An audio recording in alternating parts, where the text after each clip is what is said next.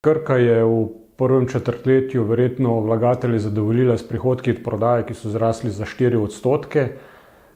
Nekoliko jih bo mogoče vznemirilo dejstvo, da je dejansko prodaja zrasla zgolj na trgih Balkana, kjer je bila 23% višja kot v istem obdobju lani, medtem ko je na vzhodnji Evropi znova nekoliko zdrsnila in pa tudi v zahodnji Evropi opaziti 3% upad prodaje. Poslovanje, dobiček iz poslovanja je 17% večji kot lani, kar je tudi v redu. Dobiček je pa verjetno precejšnje razočaranje za vlagatelje. Krka od lani uporablja zaščito pred tečajnimi tveganji. Letos so očitno pričakovali precejšnji zdrs rublja v prvem četrtletju, kar se je kazalo zaradi tega, ker je tudi cena nafte padla, vendar pa do tega padca ni prišlo.